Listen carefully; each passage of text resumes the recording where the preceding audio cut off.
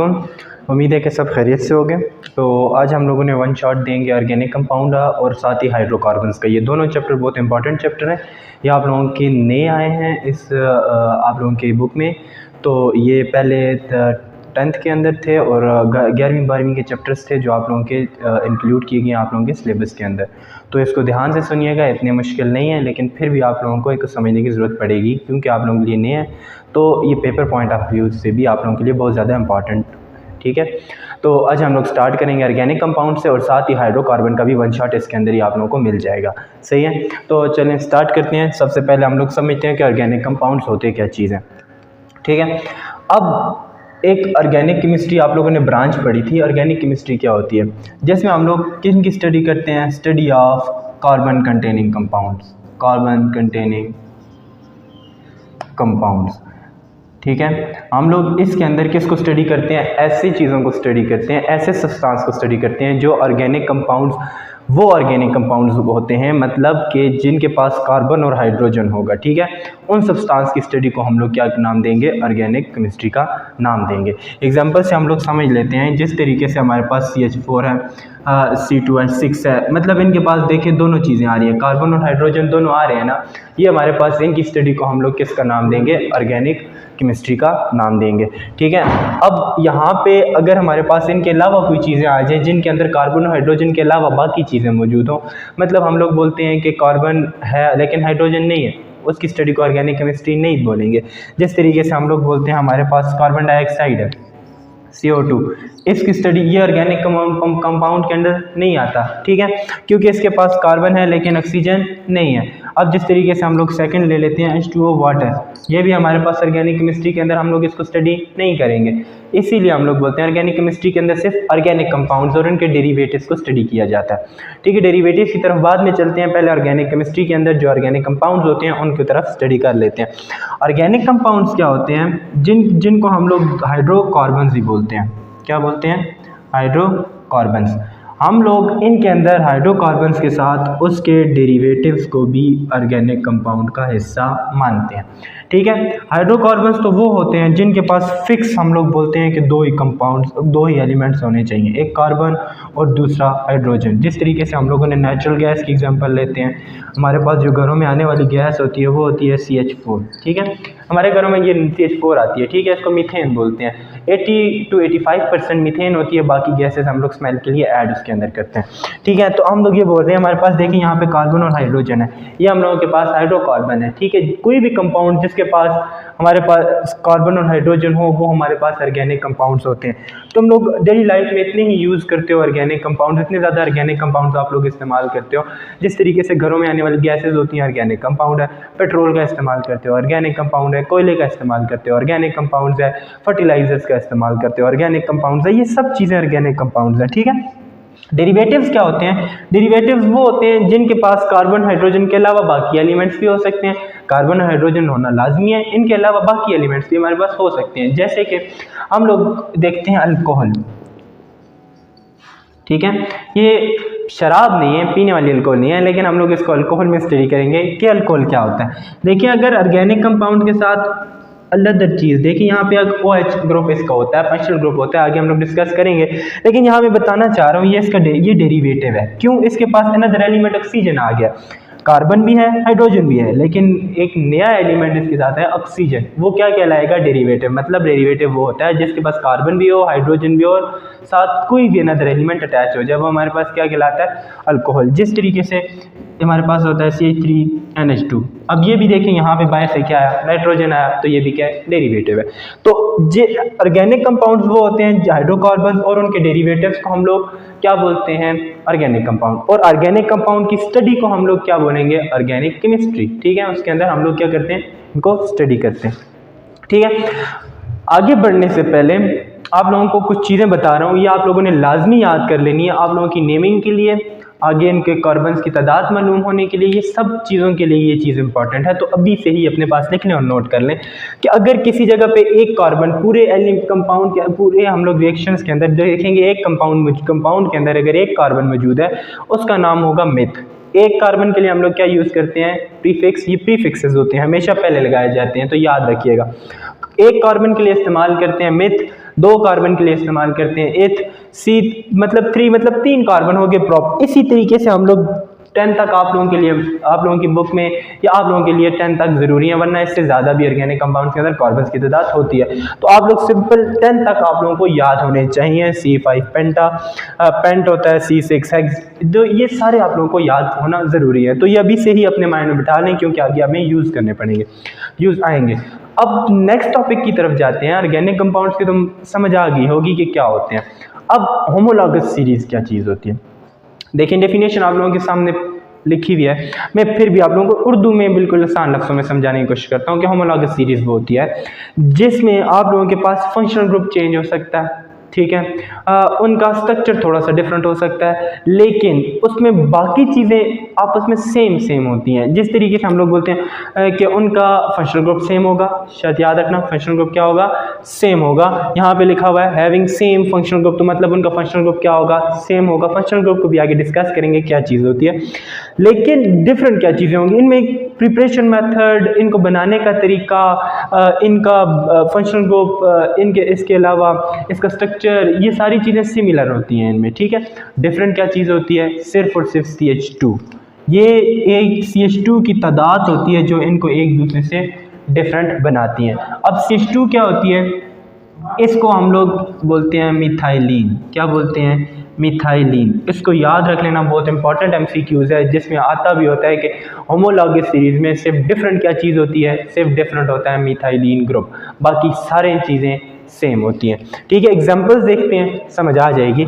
जिस तरीके से हमारे पास पहला हमारे पास है CH3 CH2 CH2 CH3।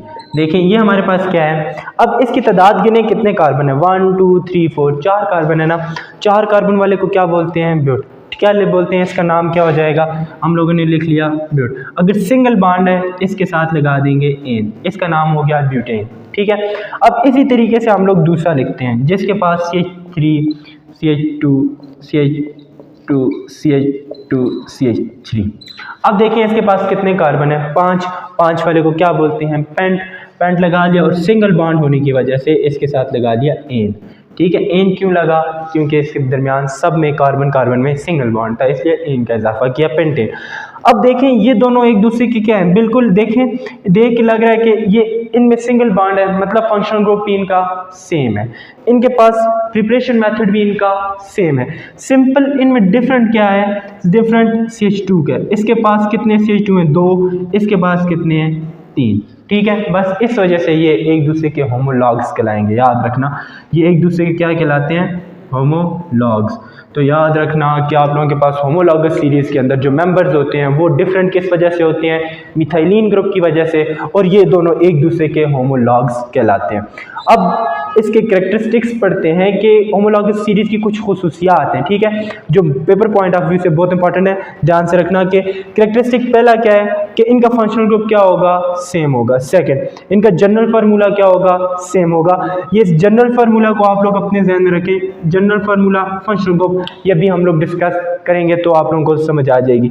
Different किस वजह से होते हैं, CH2 यूनिट की वजह से, सिर्फ CH2 की वजह से ये एक दूसरे से मुख्तलिफ होंगे।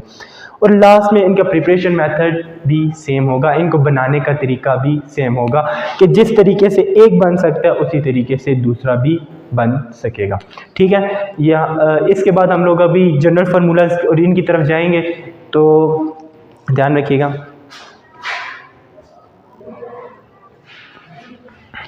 जो हम लोगों ने अभी होमोलॉगस सीरीज़ और ये पीछे ऑर्गेनिक कंपाउंड बनाया, उनमें से बहुत इंपॉर्टेंट MCQs जो आ रहे थे वो हम लोग अभी डिस्कस करेंगे। 2 बहुत इंपॉर्टेंट MCQs हैं, जिसमें पहले हम लोग बताते हैं कि जो होमोलॉगस सीरीज़ में जो मेंबर्स होते हैं उनके, वो एक दूसरे से कैसे मुख्तलिफ होते हैं। वो मुख्तलिफ होते हैं, क्या वो एथीन की वजह से होते हैं, मीथीन की वजह से, मिथाइलिन या एल्कीन। देखें आप लोगों को जो अभी मैंने पढ़ाया था वो था क्या चीज़, मिथाइलिन। मिथाइलिन क्या होता है, CH2 का नाम है, ठीक है। CH2 की वजह से डिफरेंट होते हैं तो इसको CH2 को मिथाइलिन बोलते हैं, ये ध्यान में रखना है। सेकंड, हम लोगों ने ये तो पढ़ा है कि हाइड्रोकार्बन की स्टडी को हम लोग क्या बोलते हैं, ऑर्गेनिक कंपाउंड, ऑर्गेनिक केमिस्ट्री। और अगर हमारे पास हाइड्रोकार्बन के अलावा बाकी ग्रुप्स भी तो मौजूद हैं, हमारे पास बाकी चीज़ें भी तो हैं, लाजमी तो नहीं है कि दुनिया के अंदर सिर्फ ऑर्गेनिक कंपाउंड्स ही हैं, बाकी चीज़ें नहीं।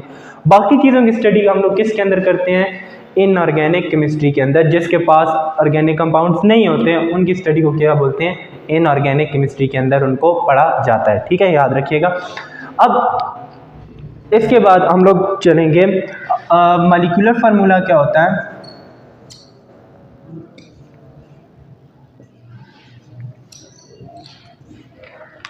मॉलिक्यूलर फार्मूला क्या चीज़ होती है, जो हमें एक्चुअल इंफॉर्मेशन देता है, जो एक्चुअल इंफॉर्मेशन हमें देता है वो हमारे पास क्या होता है, मॉलिक्यूलर फार्मूला कहलाता है। अब ऑर्गेनिक कंपाउंड के अंदर हमें एक्चुअल इंफॉर्मेशन का क्या मतलब है, जो हमें कार्बन्स की तादाद भी बताएगा और हाइड्रोजन्स की तादाद भी बताएगा।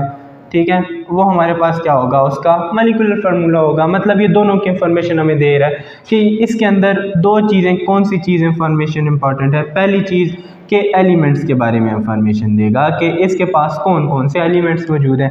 सेकंड, उनकी रेशो के बारे में हमें बताएगा। ये दो चीज़ें हमें बताएगा कि वो कितनी चीज़ें मौजूद हैं।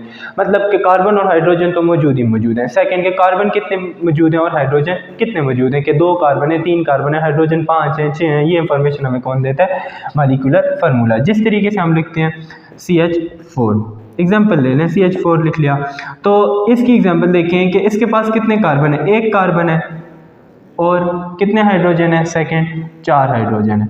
अब देखिए इससे हमें पता चल रहा है ना इस फार्मूले से, ये एक मॉलिक्यूलर फार्मूला है किसका, मीथेन का, क्योंकि इसके पास क्या है, एक ही कार्बन है तो इसका नाम क्या हो गया, मीथेन। तो अब इसके पास इंफॉर्मेशन से पता चल रही है ना कि 1 कार्बन है, 4 हाइड्रोजन है और हैं भी कार्बन और हाइड्रोजन। तो ये इंफॉर्मेशन हमें कौन देता है, मॉलिक्यूलर फार्मूला, जो एक्चुअल इंफॉर्मेशन देता है। सेकंड हमारे पास होता है स्ट्रक्चर फार्मूला।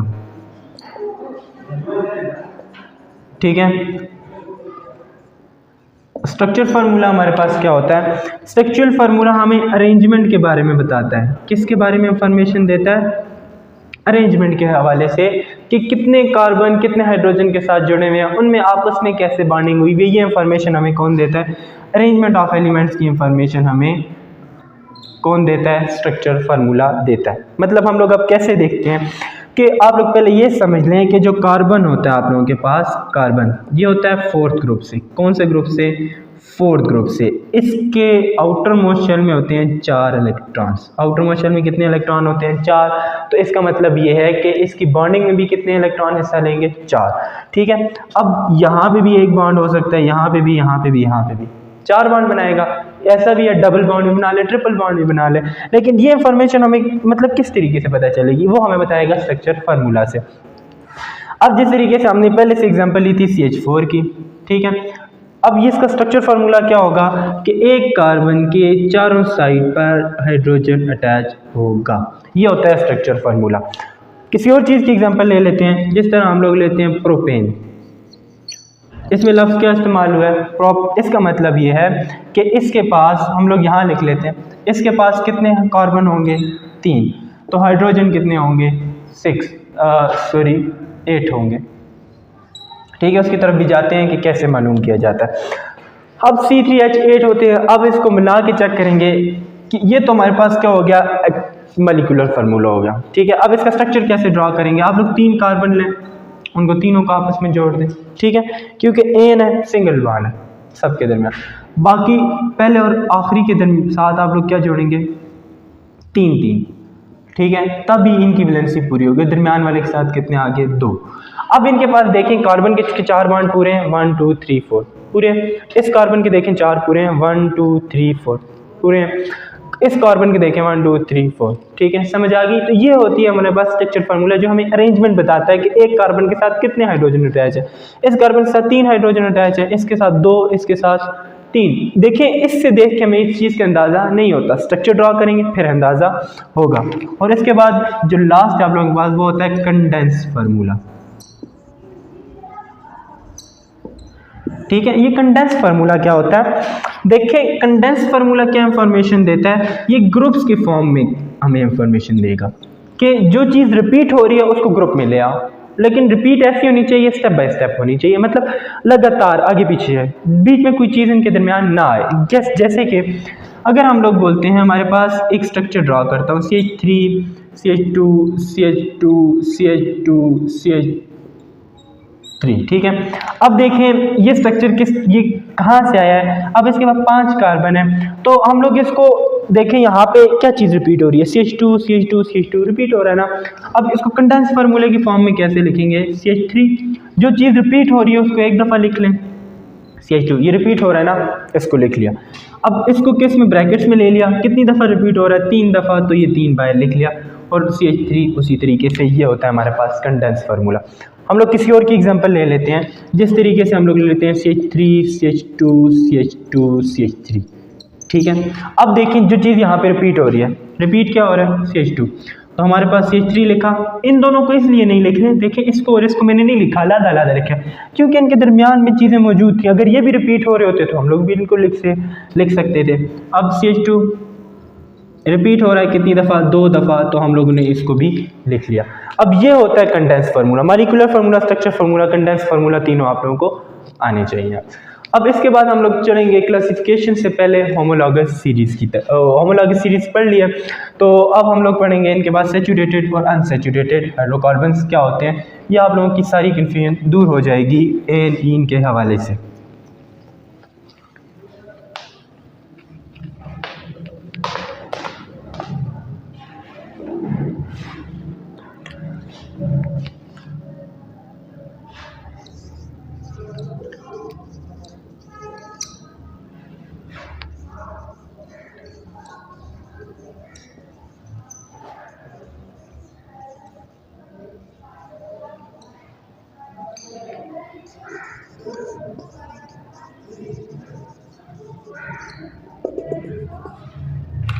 ठीक है, अब हम लोग इनकी स्टडी करते हैं, सैचुरेटेड हाइड्रोकार्बन्स क्या होते हैं और अनसैचुरेटेड हाइड्रोकार्बन्स क्या होते हैं।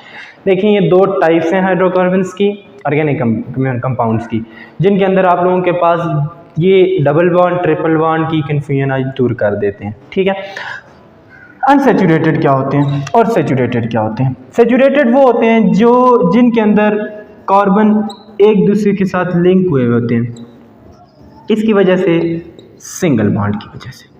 ठीक है, मतलब हम लोग ये बोलते हैं कार्बन कार्बन के दरमियान हमेशा कौन सा बॉन्ड होगा, सैचुरेटेड की बात करें सिंगल बॉन्ड होगा। देखें कैसे, अब देखें हमारे पास CH2H6, अब देखें हम लोग ले लेते हैं CH3 इस साइड पे, CH3 इस साइड पे। अब दरमियान को इन दोनों कार्बन को जोड़ने वाला कौन है, एक सिंगल बॉन्ड, ये हमारे पास क्या है, सैचुरेटेड। अब इसका स्ट्रक्चर भी आप लोग ड्रा करके देखें तो देखना कार्बन कार्बन के दरमियान सिंगल ही बॉन्ड होगा। ठीक है, अब देखें इस कार्बन की वजह से ये दरमियान में कौन सा बॉन्ड है, सिंगल बॉन्ड है, तो ये हमारे पास क्या हो गए, सैचुरेटेड। और इसके सामने देखिए अनसैचुरेटेड क्या होंगे, जिसके अंदर कार्बन लिंक हुआ होगा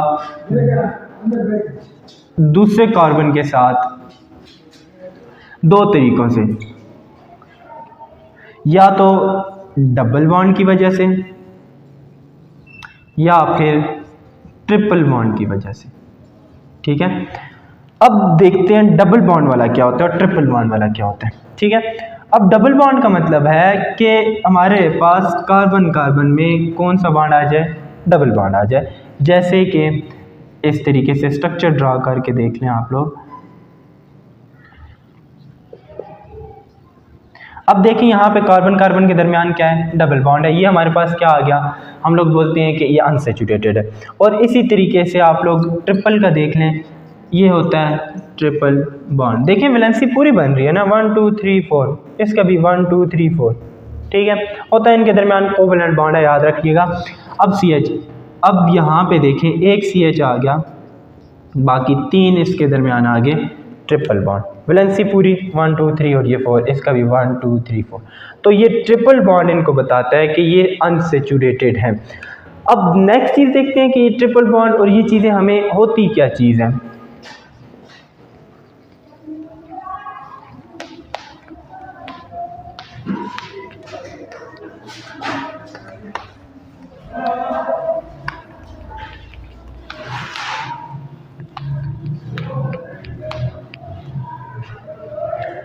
देखें यहाँ पे हम लोग इसी को कंटिन्यू करते हैं आगे, कि जो अल्केन्स होते हैं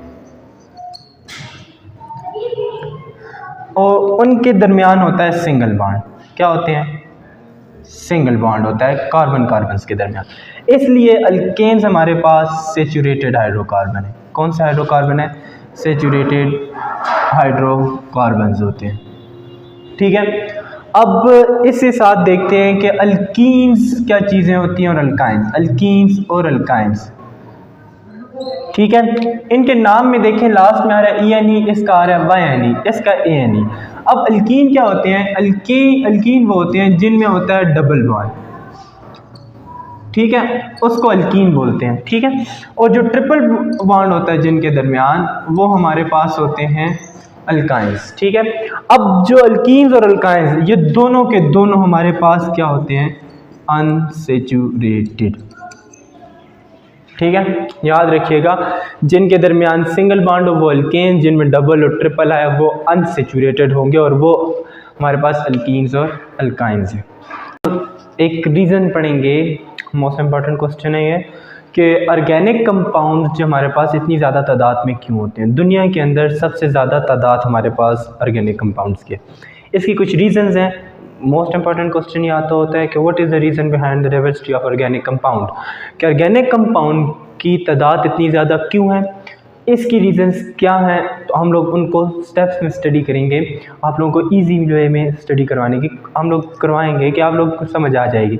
ठीक है, अब देखते हैं क्या है रीज़न्स। पहली रीज़न इसकी क्या है? Tetravalent bond. लिखते जाइएगा अपने पास। टेट्रावैलेंट बॉन्ड क्या होता है कि हमारे पास, आप लोगों को पता है कि ऑर्गेनिक कंपाउंड्स किससे मिलके बने हुए होते हैं? कार्बन से।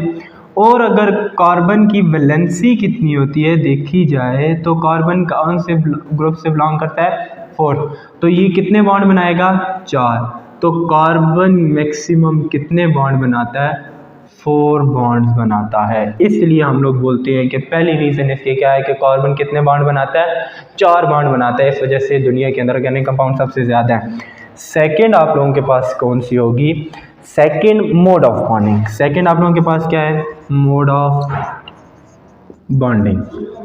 ठीक है, मोड ऑफ बॉन्डिंग कैसे बोलते हैं? देखिए, मोड ऑफ बॉन्डिंग क्या चीज़ होती है, मतलब कि ऑर्गेनिक कंपाउंड में जो कार्बन होता है किस किस तरह के बॉन्ड बनाता है। कि मतलब कि पहली चीज़ इसमें देखो कि कार्बन आप लोगों के पास सिंगल बॉन्ड भी बनाता है, अभी पढ़े थे, जैसे आप लोग क्या बोलते हो? अल्केन बोलते हो, ऑर्गेनिक कंपाउंड है। सेकंड, आप लोगों के पास जो चीज़ होती है ये डबल बॉन्ड की भी फॉर्मेशन करता है, और कौन सी? ट्रिपल बॉन्ड भी बनाता है। ऑर्गेनिक कंपाउंड में जो कार्बन होता है वो सिंगल बॉन्ड ही बनाता है, डबल बॉन्ड भी बनाता है और ट्रिपल बॉन्ड भी बनाता है। अल्केन, अल्कीन, अल्काइंस इन्हें बोलते हैं। किस तरीके से? आप देखें, यहाँ कार्बन कार्बन के दरमियान कौन सा बॉन्ड होगा? सिंगल।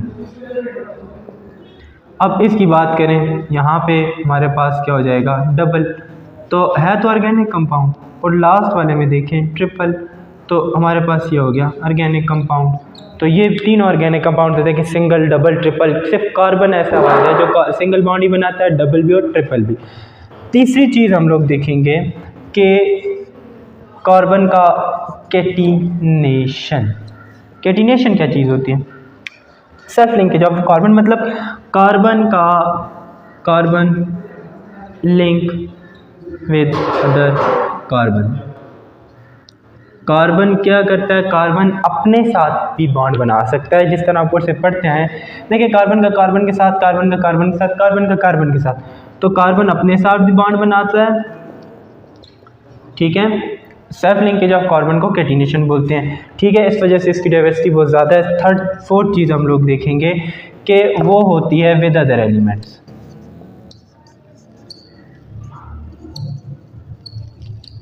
ठीक है, कि कार्बन सिर्फ अपने साथ ही बॉन्ड नहीं बनाता, कार्बन बाकी एलिमेंट्स के साथ ही बॉन्ड बनाता है, जो उनके डेरिवेटिव्स कहलाते हैं। जिस तरीके से कार्बन का हम लोग देखते हैं हाइड्रोजन के साथ ही बॉन्ड बना रहा है, साथ ऑक्सीजन के साथ भी बॉन्ड बनाने पड़ जाएगा। इसी तरीके से कार्बन अपने साथ भी बॉन्ड बनाता है, और साथ हमारे साथ नाइट्रोजन के साथ भी बॉन्ड बनाने पड़ जाएगा। अगर हम लोग किसी और की तरफ जाएँ, कार्बन अपने साथ भी बॉन्ड बनाएगा। जिस तरीके से एक स्ट्रक्चर में बना रहा हूँ, देख के डरना मत कि आप लोगों के पास क्या हो रहा है, ये सल्फर के साथ भी बॉन्ड बनाने पड़ जाएगा। तो हम लोग यही बोलते हैं कि ये कार्बन क्या होता है? अपने साथ भी बॉन्ड बनाता है, दूसरों के साथ भी बॉन्ड बना सकता है। और मोस्ट इम्पॉर्टेंट जो अभी हम देखेंगे उससे बोलते हैं आइसोमर्स। जो फिफ्थ आप लोगों के पास ये आएगी वो होती है आइसोमर्स।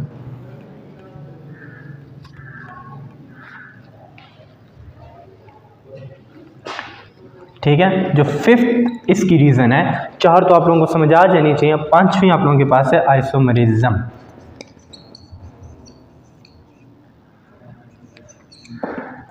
आइसोमरिज्म क्या चीज़ होती है, देखिए ध्यान से, आइसोमरिज्म हम लोग कैसे बोलेंगे। अब आइसोमर्स होती क्या चीज़ है, आइसोमर्स वो होते हैं जिनका जनरल फार्मूला सेम होता है। जनरल फार्मूला इनका क्या होता है, सिमिलर या सेम होता है, लेकिन डिफरेंट किस चीज़ में होगा, डिफरेंट इनका होता है structure formula.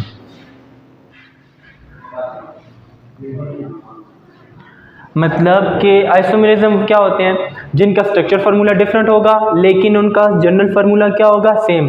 General formula same होने का मतलब ये है कि उसके पास कार्बन की तादाद भी सेम होगी, हाइड्रोजन की तादाद भी सेम होगी, और अदर कोई एलिमेंट अटैच है उसकी तादाद भी सेम होगी, दोनों के पास सेम तादाद होगी, लेकिन वो एक दूसरे से मुख्तलिफ होंगे। वो मुख्तलिफ कैसे होंगे, उनका स्ट्रक्चर मुख्तलिफ होगा। एग्जाम्पल से देखते हैं, जिस तरीके से आप लोगों के पास ये है CH3 CH2OH, ये आप लोगों के पास क्या है, ये आप लोगों के पास है अल्कोहल।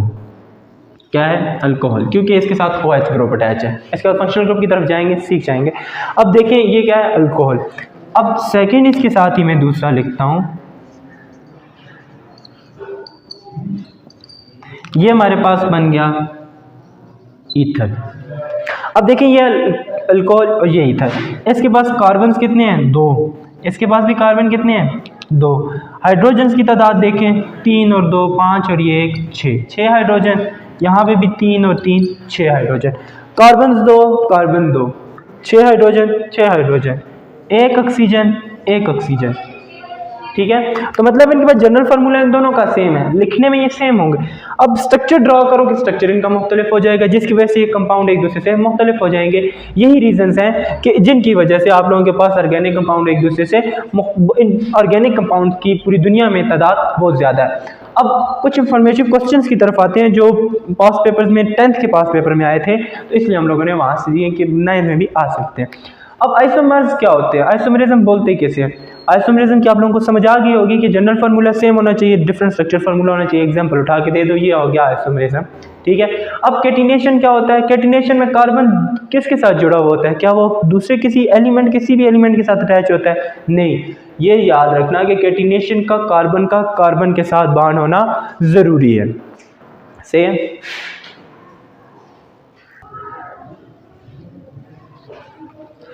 अब हम पढ़ेंगे क्लासिफिकेशन ऑफ ऑर्गेनिक कंपाउंड की। क्लासिफिकेशन ऑफ ऑर्गेनिक कंपाउंड का मतलब है, अब देखिए हम लोग क्लासिफिकेशन करते क्यों हैं। पहले तो ये सवाल पैदा होता है कि क्लासिफिकेशन क्यों की जाती है। अभी हमने इससे पीछे पढ़ा कि ऑर्गेनिक कंपाउंड की तादाद दुनिया के अंदर क्या है, बहुत ज़्यादा है, इसलिए हम लोग उनको एक साथ स्टडी नहीं कर सकते। जब एक साथ स्टडी करना, क्योंकि स्टडी किया जा सकता है लेकिन बहुत मुश्किल है, इसलिए हम लोग इनको क्लासेस में डिवाइड कर देते हैं, उनको छोटे छोटे हिस्सों में, ताकि उनको स्टडी करना क्या हो जाए, इजी हो जाए। हम लोग बोलते हैं ना, पूरा हमारे पास अगर कोई पैराग्राफ है उसको, या हमारे पास ऐसे, उसको स्टडी करना बड़ा मुश्किल हो जाएगा। अगर हम उसको छोटे छोटे पैटर्न में या पैचेस में डिवाइड कर लें तो वो हमारे लिए स्टडी करना क्या हो जाएगा, ईजी। तो हम लोग इनको भी क्या कर देते हैं, क्लासीफाई कर देते हैं। जो एक जैसी चीज़ें उनको एक जगह पर कर देते हैं, जो मुख्तलिफ है उनको अलग कर देते हैं। जो एक जैसे होते हैं उनको फिर स्टडी करना इजी होता है, क्योंकि हमें एक की समझ आ गई, सबकी समझ आ जाएगी, इसलिए हम लोग इनकी क्या करते हैं, क्लासिफिकेशन करते हैं। अब क्लासिफिकेशन ऑफ ऑर्गेनिक कंपाउंड्स में हम लोगों इनको 2 हिस्सों में क्लासिफाई किया गया। पहली आप लोगों के पास क्या है, आप लोग इन्हें बोलते हो ओपन चेन, ठीक है, और सेकंड आप लोगों के पास क्या है, उसे बोलते हैं क्लोज चेन। ठीक है, याद रखना ये 2 होती हैं हमारे पास। हम लोग इनको याद रखना कि ओपन चेन और क्लोज चेन, इनके दूसरे नाम भी हैं। एक को बोलते हैं एसाइक्लिक ऑर्गेनिक कंपाउंड,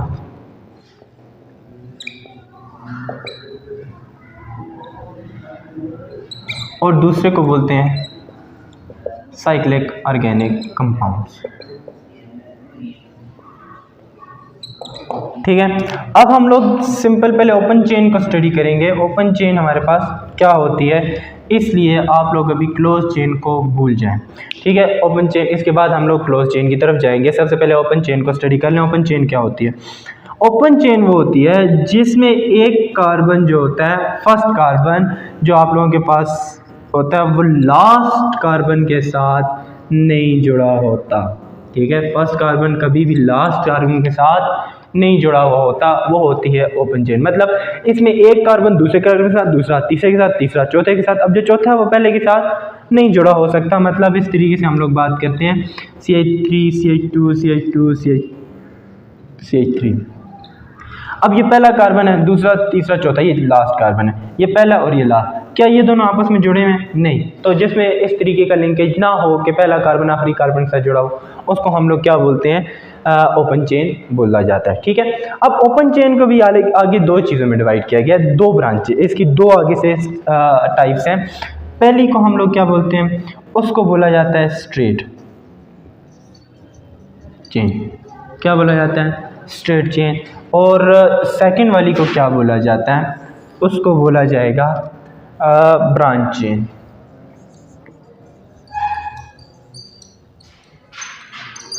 ठीक है। सेकंड वाली को क्या बोला जाएगा? Branch chain.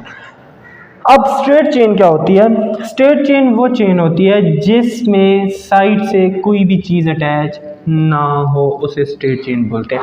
मतलब एक कार्बन दूसरे कार्बन के साथ, दूसरा तीसरे के साथ, तीसरा चौथे के साथ, चौथा पांचवे के साथ, इस तरीके से आगे की तरफ स्ट्रेट एक लाइन बनाती जाए, उसको हम लोग क्या बोलेंगे? Straight chain. डेफिनेशन की तरफ आएंगे, हम लोग बोलते हैं एक कार्बन मैक्सिमम दो कार्बन के साथ हो सकता है, 2 से 3 के साथ नहीं हो सकता।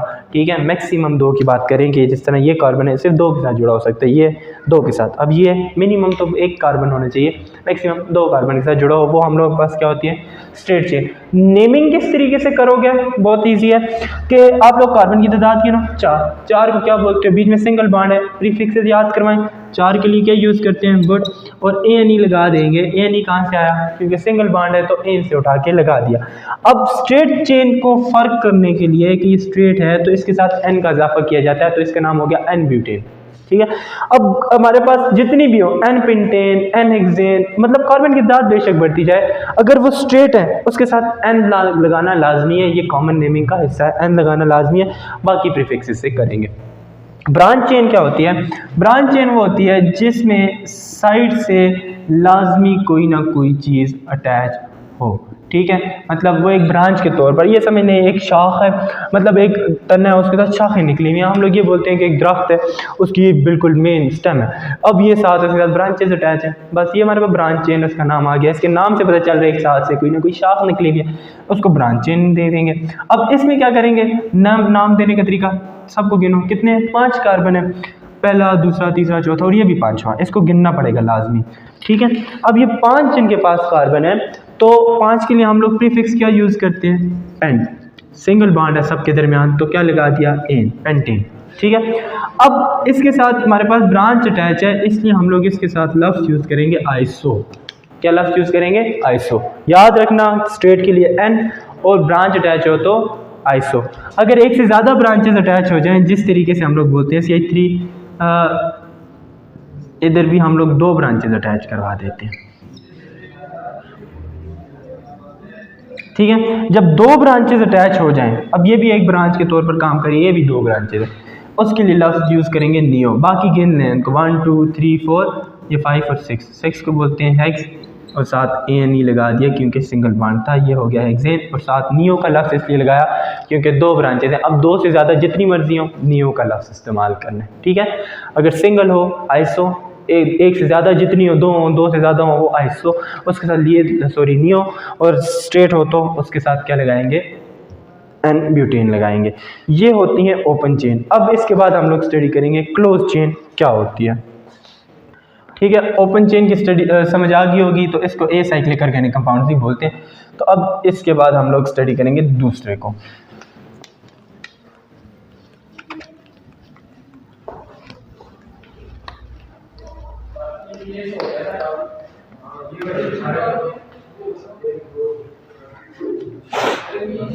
क्लोज चेन क्या होती है? क्लोज चेन के अंदर हमारे पास रिंग स्ट्रक्चर बनता है। कौन सा स्ट्रक्चर बनेगा? रिंग स्ट्रक्चर बनेगा, उसको बोलते हैं क्लोज चेन। इसका साइक्लिक ऑर्गेनिक कंपाउंड भी नाम होता है। अब रिंग स्ट्रक्चर का क्या मतलब है कि एक क्लोज सा स्ट्रक्चर बनेगा कि एक कार्बन दूसरे कार्बन के साथ, दूसरा तीसरे कार्बन के साथ, तीसरा चौथे के साथ और चौथा वापस पहले के साथ। इसमें क्या होता है, पहला और आखिरी कार्बन जुड़े हुए होते हैं। अगर आप लोग इसको पहला कंसीडर करो, दूसरा तीसरा चौथा, ये आखिरी है ना, पहला और आखिरी क्या आपस में जुड़े हुए हैं। जिसमें पहला और आखिरी कार्बन आपस में मिल जाए उसको क्या नाम देंगे, क्लोज चेन का नाम देंगे। अभी देखिए एक रिंग का स्ट्रक्चर बना रहा होता है, शर्त यह है एक कि इसमें कम से कम मिनिमम इसके पास, याद रखना एमसीक्यूज पॉइंट ऑफ व्यू से, कि मिनिमम 3 कार्बन का होना ज़रूरी है।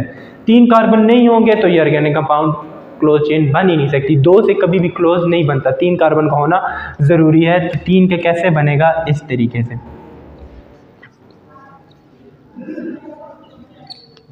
देखें ये तीन कार्बन आपस में जुड़े हुए। नेमिंग की तरफ बाद में जाएंगे, पहले मैं आप लोगों को इसकी टाइप्स की तरफ लेके जाता हूँ। टाइप्स की तरफ चलते हैं। टाइप्स, इसकी भी 2 टाइप्स हैं। एक को बोलते हैं एलिसाइक्लिक ऑर्गेनिक कंपाउंड्स,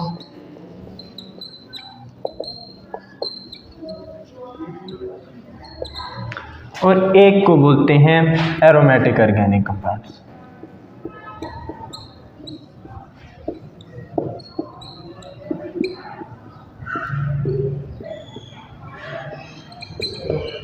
ठीक है।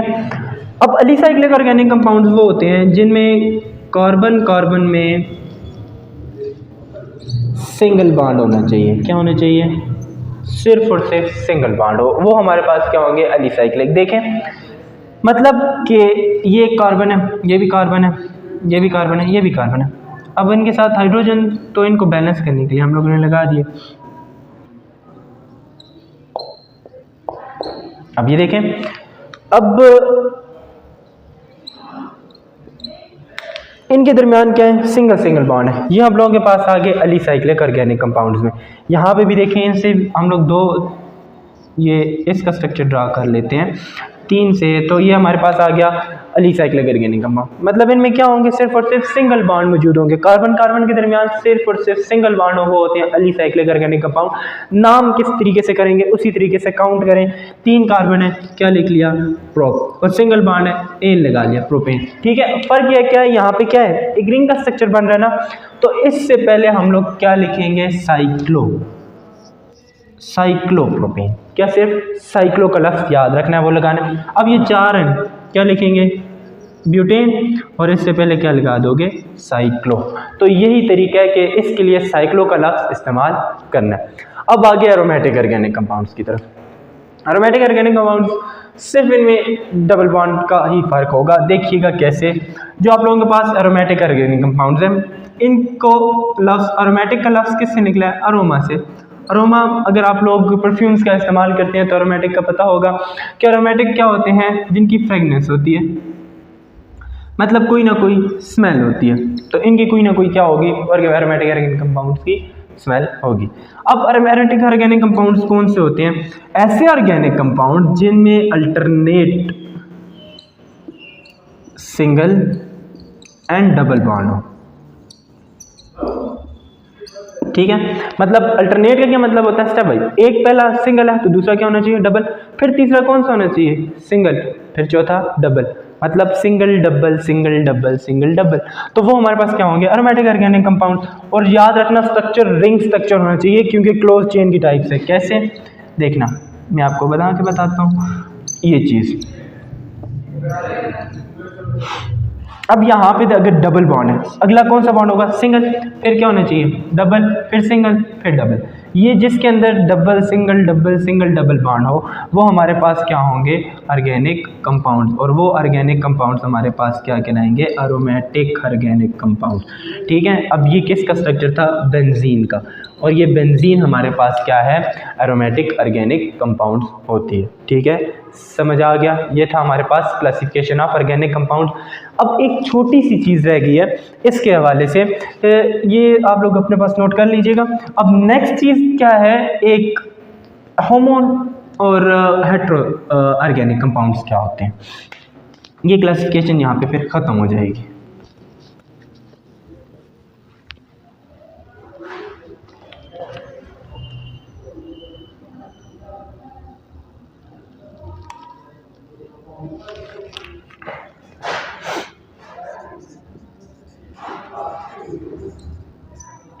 होमोसाइक्लिक ऑर्गेनिक कंपाउंड्स और हेट्रोसाइक्लिक ऑर्गेनिक कंपाउंड्स। ठीक है, इसके लफ्ज़ में ही देखें, जो होमो का लफ्ज़ इस्तेमाल हुआ है, होमो मीन सेम। ऐसे ऑर्गेनिक कंपाउंड्स जिनके पास सिर्फ कार्बन होंगे, ओनली कार्बन एटम्स, जिनके दरमियान क्या होंगे, सिर्फ और सिर्फ क्या होंगे, कार्बन एटम्स होंगे, वो होते हैं होमोसाइक्लिक ऑर्गेनिक कंपाउंड्स। कैसे? जिस तरीके से अभी एलिसाइक्लिक ऑर्गेनिक कंपाउंड्स और एरोमेटिक के पढ़ते आए, ये हमारे पास क्या है, होमोसाइक्लिक ऑर्गेनिक कंपाउंड्स हैं।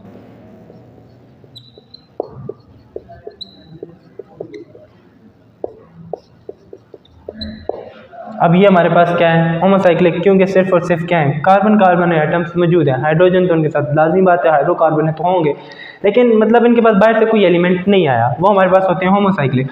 हेट्रोसाइक्लिक वो होते हैं जिनमें कार्बन और हाइड्रोजन तो होते ही होते हैं, ठीक है, ये दोनों तो हो लाजमी बातें होंगे, लेकिन डिफरेंट क्या हो गए, अदर एलिमेंट, एक बाहर से भी एलिमेंट आ सकता है, एक नहीं दरी बात है, दो भी आ सकते हैं। अब कैसे,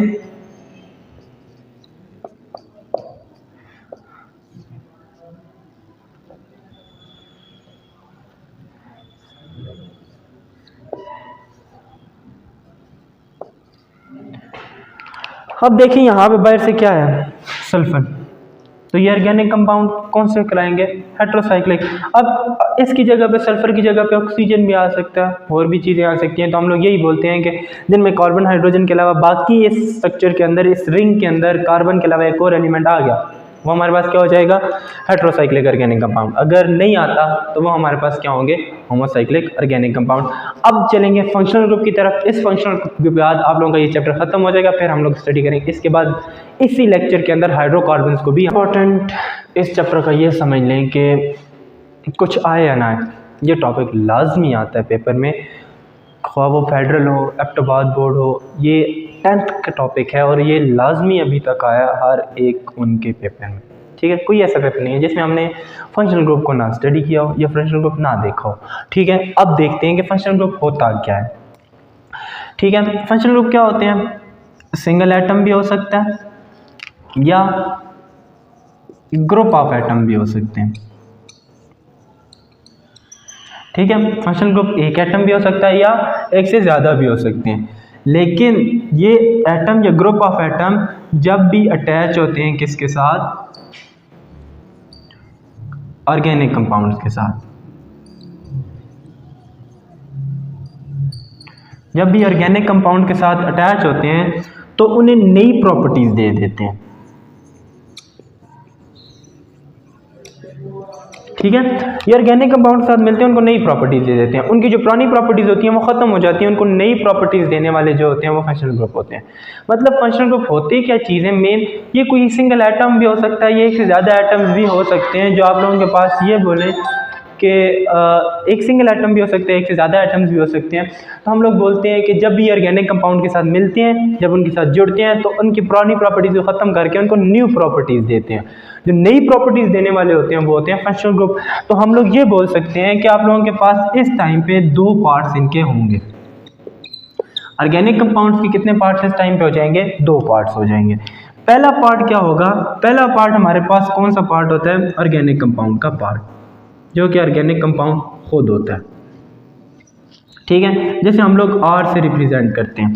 अब ये R क्या है, ये R हमारे पास अल्काइल होता है। क्या होता है, अल्काइल इसका नाम होता है। अब अल्काइल क्या चीज़ होती है, अल्काइल को हम लोग देख लेते हैं कि अल्काइल क्या होता है। तो अल्काइल वो होता है अगर हमारे पास कोई भी ऑर्गेनिक कंपाउंड है, अल्केन है, अल्कीन है, अल्काइन है, अगर उसमें से एक हाइड्रोजन को कम कर दो, माइनस कर दो, तो वो अल्काइल बन देता है। कैसे कि हमारे पास CH4 है, इसका नाम क्या है, मीथेन। ठीक है, 4 के 4 बॉन्ड पूरे हैं, लेकिन एक हाइड्रोजन कम करो तो ये क्या चीज़ हो जाएगी, CH3 हो जाएगा। एक हाइड्रोजन कम तो इसका नाम क्या हो जाएगा, मिथाइल, वायल आ जाएगा, क्योंकि इसके आखिर में क्या मौजूद है, वायल मौजूद है।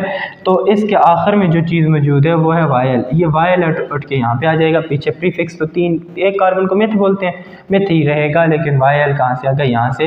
पहले एन था, सिंगल बॉन्ड मौजूद है, तो तभी एन का लफ्ज़ इस्तेमाल करते थे। तो हम लोग ये बोलते हैं कि जिसमें एक अल्काइल वो होता है, ख्वाह हमारे पास अल्केन हो, अल्कीन हो, अल्काइन हो, बस एक हाइड्रोजन कम हो। ठीक है, मतलब उसमें जो कार्बन मौजूद हो उसमें वैलेंसी पूरी नहीं होनी चाहिए, 3 हो सकती है, 3 से ज़्यादा नहीं किसी एक कार्बन की, ठीक है, मतलब 3 हो सकती है, क्योंकि तभी वो आगे किसी के साथ मिलेगा तो कोई बॉन्ड बनाएगा। अगर पहले से वैलेंसी पूरी है तो बाकियों से बॉन्ड बनाने की क्या ज़रूरत है। इसलिए बोलते हैं कि सेकंड पार्ट इसका क्या होगा, सेकंड पार्ट जो इसका होगा वो हमारे पास होगा फंक्शनल ग्रुप का पार्ट, ठीक है, वो क्या होगा, फंक्शनल ग्रुप का पार्ट। पहला ऑर्गेनिक पार्ट जिसे R से रिप्रेजेंट करोगे और दूसरा होता है फंक्शनल ग्रुप का पार्ट। वो हम ये दोनों मिलते हैं तो हमारे पास कोई एक नई चीज़ बनती है जो इसकी प्रॉपर्टीज़ ऑर्गेनिक कंपाउंड से, मतलब प्योर ऑर्गेनिक कंपाउंड से डिफरेंट होती हैं, डेरिवेटिव्स उनकी चेंज होती हैं। अब हम लोग बोलते हैं कि किस चीज़ की इंफॉर्मेशन हमें देता है, मेन इंफॉर्मेशन जो हमें इससे मिलती है फंक्शनल ग्रुप से, वो पहली इंफॉर्मेशन हमें बताता है कि जो एलिमेंट्स हैं उनकी प्रॉपर्टीज़ चेंज हो गई हैं। जब उनकी प्रॉपर्टीज़ चेंज हो गई हैं तो उनकी रिएक्टिविटी भी चेंज हो गई है, क्योंकि रिएक्टिविटी किन पे डिपेंड करती है, जो एलिमेंट्स होते हैं उन पे। जब एलिमेंट्स ही चेंज हो गए तो ऑर्गेनिक कंपाउंड की रिएक्टिविटी भी क्या होगी, चेंज। मेन चीज़ क्या होती है, वो हमें रिएक्टिविटी की इंफॉर्मेशन देता है। सेकेंड, क्लासिफिकेशन की, कि कौन सा ऑर्गेनिक कंपाउंड इनके पास जुड़ा हुआ है। वो क्लासिफिकेशन हमें किस से, फंक्शनल ग्रुप से पता चलती है। जो आगे पढ़ेंगे सारे क्लासीफाई हुए हैं, सेम वाले एक के अंदर आ जाएंगे, जो डिफरेंट है वो दूसरा ऑर्गेनिक फंक्शनल ग्रुप हमारे पास ऑर्गेनिक कंपाउंड बन जाएगा, ठीक है। ये इंफॉर्मेशन, दो इंफॉर्मेशन, पहली एक्टिविटी और दूसरा क्लासिफिकेशन, ये चीज़ें इंफॉर्मेशन हमें कौन बताता है, फंक्शनल ग्रुप से पता चलती है। अब जो मेन फंक्शनल ग्रुप हैं उन सबको मैं एक साथ स्टडी करवाऊंगा, तो सिर्फ याद रखिएगा, उनके फंक्शनल ग्रुप याद कर लें, आप लोगों के लिए इजी हो जाएगा। कैसे, अल्केन, इसका फंक्शनल ग्रुप क्या है, सिंगल बॉन्ड। क्या है, सिंगल बॉन्ड। के कार्बन कार्बन के दरमियान क्या होना चाहिए, सिंगल बॉन्ड, वो होगा अल्केन। सेकंड, अल्कीन, इसमें क्या होगा, डबल बॉन्ड, मतलब इसमें हम लोग कार्बन कार्बन के दरमियान क्या होंगे, डबल बॉन्ड होंगे, वो होता है अल्कीन। तीसरा होगा अल्काइन, के कार्बन कार्बन के दरमियान क्या होगा, एक न एक ट्रिपल बॉन्ड मौजूद होगा, बाकी बेशक सिंगल हो। ये हमारे पास क्या होते हैं, अल्काइंस। अल्कोहल, याद रखना हमारे पास अल्कोहल का फंक्शनल ग्रुप होता है OH, मतलब R के साथ ऑर्गेनिक कंपाउंड, अभी बोला R क्या है, ऑर्गेनिक कंपाउंड, इसके साथ क्या चीज़ अटैच होनी चाहिए, OH। अगर OH अटैच हो गया वो हो जाएगा अल्कोहल। कैसे, देखें हमारे पास ये पीछे से हम लोग इसके साथ लगा लेते हैं CH3, इसके साथ लगा दिया OH, ठीक है। अब ये ऑर्गेनिक कंपाउंड हो गया ये, अब ये चीज़ क्या चीज़ बन गई, अल्कोहल। नाम कैसे देंगे, नाम याद रखो, क्या लिखा, मिथ, एक कार्बन मिथ। अब इसके लास्ट लफ्ज़ क्या है, OL है ना, इसका लास्ट हो जाएगा मिथानोल, ठीक है। मिथेन लिख के आखिरी ए को रिप्लेस करना है, मतलब पूरा मीथेन लिखो। अब आखिर में ई आ गया, उसको मिटा दो, ई की जगह पे इसके दो लफ्ज़ लगा दो, ओल। ये हो गया मिथानॉल, दो कार्बन हो गए, इथानॉल, तीन हो गए, प्रोपानॉल। आखिर में से ई को हटा के ओल लिख लो, इसका नामिंग बनती जाएगी। ये होता है हमारे पास अल्कोहल। ईथर क्या होता है, ईथर वो होता है कि ऐसा ऑर्गेनिक कंपाउंड जिसके ऑक्सीजन के दोनों साइडों में organic compound alkyl group R attach हो, ठीक है। मतलब कैसे, आप लोग देखें, ये R आ गया, ये O आ गया, ये R आ गया। अब R क्या चीज़ें हैं, अभी फिर देखते हैं R क्या होगा, कोई ना कोई ऑर्गेनिक कंपाउंड, CH3, ये हमारे पास क्या हो गया, ईथर। मतलब ये किस तरीके का ईथर है कि ऑक्सीजन के दोनों साइड पर ऑर्गेनिक कंपाउंड्स आ गए, वो हो गया ईथर। याद रखना, ऑक्सीजन के दोनों साइड पर अगर कार्बन CH ऑर्गेनिक कंपाउंड का आ गए, वो हमारे पास क्या कहलाएंगे, ईथर। ये आप लोगों ने याद रखना, अल्डिहाइड, कीटोन, ये सारी की सारी हम लोग स्टडी करेंगे। अब देखें, अगर हमारे पास एक कार्बन है, उसके दो बॉन्ड ऑक्सीजन के साथ बने हुए हैं, दो बन गए, एक साइड पे हाइड्रोजन आ गया, एक साइड पे ऑर्गेनिक कंपाउंड आ गया, वो हमारे पास क्या हो जाएगा, अल्डिहाइड। ये कोई भी ऑर्गेनिक कंपाउंड हो सकता है, आगे अल्डिहाइड के लिए यही फंक्शनल ग्रुप होता है, ये चीज़ इसका फंक्शनल ग्रुप होती है कि CH डबल बॉन्ड हो H, कि इसका दो बॉन्ड होने चाहिए, C ऑक्सीजन के साथ और एक हाइड्रोजन के साथ। कीटोन होता है, अल्डिहाइड कीटोन, इनमें फ़र्क देखते जाइएगा, एक जैसे होते हैं। इसकी भी दो बॉन्ड ऑक्सीजन के साथ, दो बॉन्ड ऑक्सीजन के साथ, और बस इसके दोनों साइड पे R होना चाहिए, मतलब कि एक साइड पे भी CH3, मतलब CH3 नहीं, लाजमी नहीं है CH3 हो। अब ये देखें, हम लोग और भी अटैच करवा सकते हैं, आप लोग ये ना समझना कि सिर्फ 3 हो। C2H5 होता, C2H6 है ना, एक हाइड्रोजन क्या बोला था, कम होना चाहिए। अब दरमियान में कार्बन 2 बॉन्ड ऑक्सीजन के साथ, एक तरफ CH3 लगा दो, बस ये हमारे पास क्या ऑर्गेनिक कंपाउंड, कौन सा, कीटोन। अब अमाइंस क्या होते हैं, इसका फंक्शनल ग्रुप होता है NH2। NH2 याद रखना, NH3 नहीं होता। ये आप लोग बेसिकली NH3 पढ़ते आए हो तो NH3 नहीं लिख लेना। अब ये R NH2 मतलब CH3 NH2 हमारे पास क्या होंगे, अमाइंस कहलाएंगे। हैलाइड याद रखना, हैलाइड्स क्या होते हैं, R का X के साथ बॉन्ड होना। अब तुम लोग सोच रहे होगे ये X क्या चीज़ है, X बोलते हैं हेलोजेंस को। हेलोजेंस क्या होते हैं, 7th ग्रुप के एलिमेंट्स, ठीक है। ये ज़्यादा से ज़्यादा नॉन मेटल्स होते हैं, ये सारे के सारे नॉन मेटल्स हैं, सारे के सारे बहुत ज़्यादा रिएक्टिव हैं। कोई भी उठा के इसके साथ लगा दो, R Cl R I मतलब CH3Cl CH3Br, ये हमारे पास क्या है, ये सारे के सारे हैलाइड्स हैं, ठीक है। और लास्ट में आ गया कार्बोक्सिलिक एसिड। कार्बोक्सिलिक एसिड का क्या होता है, एक साइड पर organic compound C double bond O। अब यहाँ पे एक डिफरेंस है, OR, ये यहाँ पे OR भी हो सकता है और आप लोगों के पास OH भी हो सकता है। ये होता है कार्बोक्सिलिक एसिड। और कार्बोक्सिलिक एसिड को लिखा कैसे जाता है, ऐसे कहीं पे C डबल 2 दफ़ा O और आगे H लिखा हुआ नजर आए तो भूल नहीं जाना है कि ये क्या होता है, ये होता है हमारे पास कार्बोक्सिलिक एसिड होता है, ठीक है। यही थे आप लोगों के फंक्शनल ग्रुप, बहुत ईजी टॉपिक है, एक दफ़ा रिवाइज कर लेना हो तो। मैं अब MCQs आप लोगों को मोस्ट इंपॉर्टेंट MCQs में अभी करवा रहा हूँ, तो ये आप लोगों को आने चाहिए अब, ठीक है।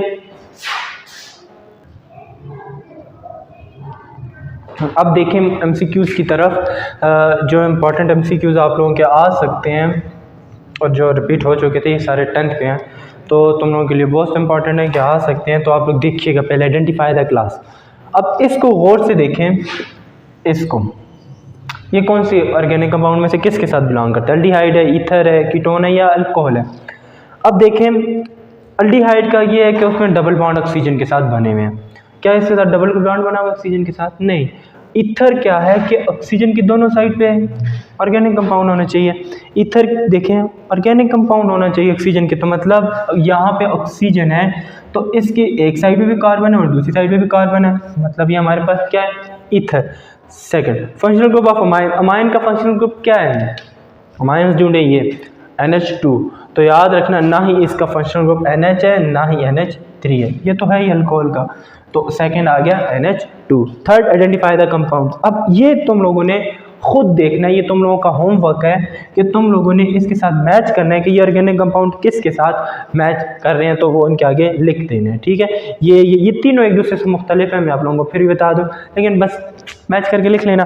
तीसरी चीज़ है ऑर्गेनिक कंपाउंड, ऐसा ऑर्गेनिक कंपाउंड बताएं जिसके दोनों साइड पे कार्बन हो। इस तरीके से भी क्वेश्चन आ सकता है। तो हम लोगों ने बताया कि ऐसा कौन सा है कि जिसमें ऑक्सीजन की दोनों साइड पर कार्बन होता है, वो कौन है, हमारे पास ईथर है कि जिसकी दोनों साइड पर आप लोगों के पास क्या हो, ऑर्गेनिक कंपाउंड मौजूद हो, वो होता है ईथर, ठीक है। बाकियों के दोनों साइड पर नहीं होता, एक साइड पर होता है, तो इसलिए हम लोग बोलते हैं कि यही था। तो तुम लोगों का आज यही ऑर्गेनिक कंपाउंड तक का टॉपिक था। यहाँ तक कोई मसला है तो फिर भी आप लोग नीचे कमेंट सेक्शन में पूछ सकते हो, ठीक है। अब इसके बाद सिर्फ हम लोग हाइड्रोकार्बन को स्टडी करेंगे। हाइड्रोकार्बन बहुत इजी टॉपिक है, तो उसमें सिर्फ अल्केन को स्टडी किया जाएगा, तो वो तकरीबन 10 से 15 मिनट लगेंगे, तो उसकी तरफ चलते हैं, ठीक है। इसमें से कोई मसला है तो आप लोग पूछ सकते हैं।